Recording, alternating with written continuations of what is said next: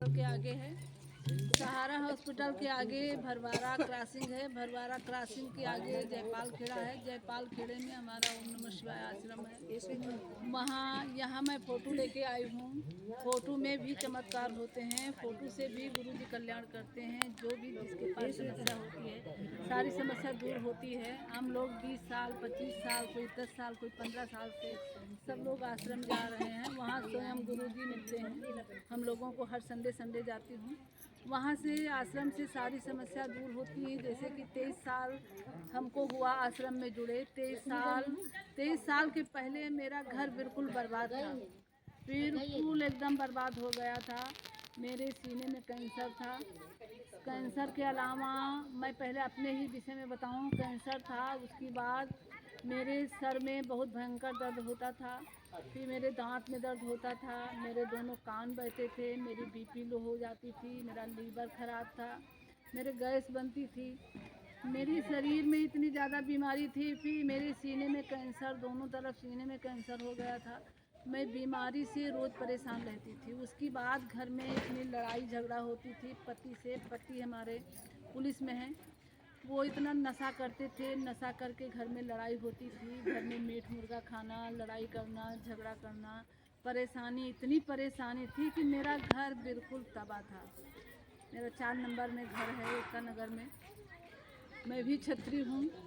लेकिन जिस दिन मैं पहले ही दिन गई थी तो हर जगह से कहते हारे का सहारा बाबा के पास। जो दुनिया से हारा उसका सहारा बाबा के पास।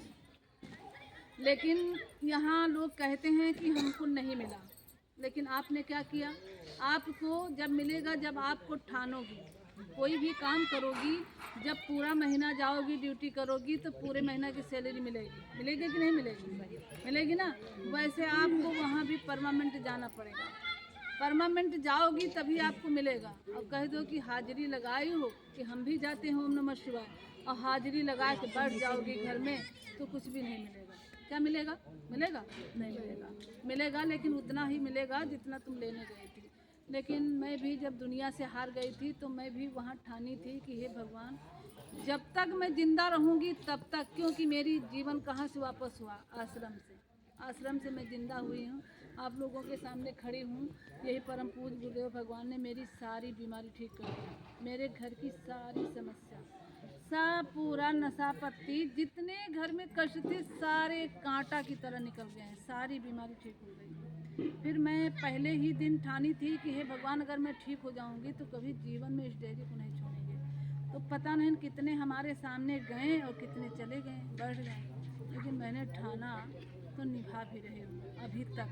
23 साल हो गया। मेरे बच्चे भी छोटे छोटे थे, मेरे बच्चे जवान हो गए हैं। लेकिन फिर भी मैं जाती हूँ, लोगों को लेके भी जाती हूँ, दुखी लोगों को लेके भी जाती हूँ। तो इस साल 23 साल में कभी गुरुजी हमारे ये नहीं कहें कि तुम लोग जाओ घर घर चावल मांगो। इस साल 23 साल के बाद जैसे हम लोग वहाँ दान करते हैं चावल का, तेल का, टीना का टीना तेल, बोरा का बोरा चावल, हल्दी, चीनी, नमक, इसका अब पैसे का 21,000, 51,000, 11,000 ऐसे वहाँ भंडारे में पैसा दिया जाता है।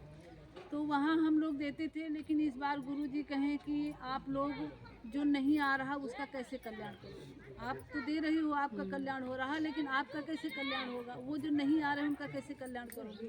तो गुरुजी कहें कि घर घर आप लोग घर घर जाओ और चावल मांगो और पैसा मांगो। तो हम लोग निकले अपनी कॉलोनी में। हमारी कॉलोनी में तो सब कोई जानता है कि ओम नमः शिवाय जाती हैं। वहाँ सबने दिया पैसा चावल सब इकट्ठा किया। उसके बाद फिर हम लोगों ने बाहर निकलना शुरू किया कि जो हमको जानते नहीं वहाँ भी। तो वहाँ लोग हम लोगों को भिखारी समझते हैं। क्या समझते हैं? भिखारी। लेकिन नहीं, सब लोग नहीं। ये भी मैंने देखा है कि 10 लोग में अगर 2 नास्तिक निकल जाएंगे तो 8 जरूर देंगे, 7 जरूर देंगे, 5 जरूर देंगे। जाओगी तो मिलेगी। दिलाने वाले तो यही, अगर आपके अंदर पाप है तो आपसे नहीं दिलाएंगे, आप दरवाज़ा भी नहीं खोलोगे। आप अगर भक्त हो, अच्छे आदमी हो तो उनसे ही दिला देंगे। चाहे पौवे भर चावल दोगी, 10 रुपया दोगी, लेकिन दोगी। मिलता है। मिला तो हम क्या किए थे कि इस गली में कहाँ, कहते हैं भगवान किस गली में है, किस गली में है परमात्मा, किसको? तो मैं चावल मांगने आई थी। यहाँ मैं चावल मांगने आई थी। पीछे से कुछ